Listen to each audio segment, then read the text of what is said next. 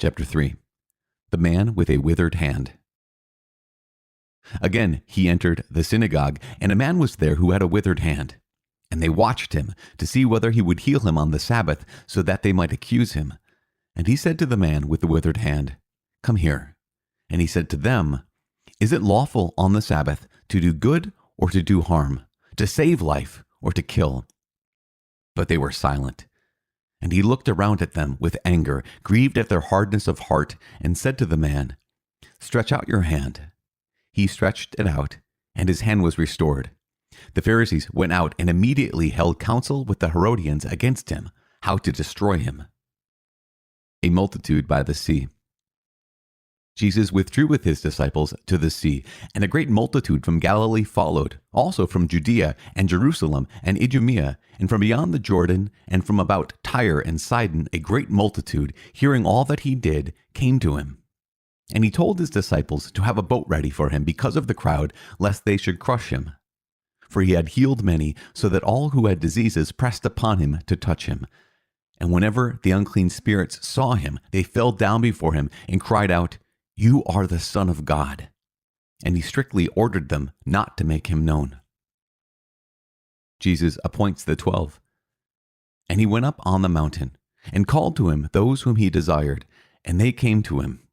And he appointed 12 to be with him, and to be sent out to preach, and have authority to cast out demons: Simon, whom he surnamed Peter, James the son of Zebedee, and John the brother of James, whom he surnamed Boanerges, that is, sons of thunder, Andrew, and Philip, and Bartholomew, and Matthew, and Thomas, and James the son of Alphaeus, and Thaddeus, and Simon the Cananean, and Judas Iscariot, who betrayed him.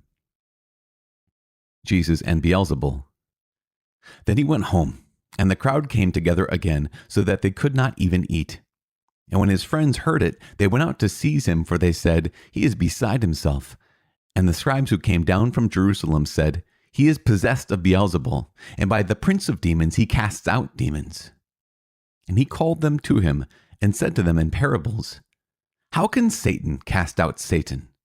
If a kingdom is divided against itself, that kingdom cannot stand. And if a house is divided against itself, that house will not be able to stand. And if Satan has risen up against himself and is divided, he cannot stand, but is coming to an end. But no one can enter a strong man's house and plunder his goods, unless he first binds the strong man. Then indeed he may plunder his house.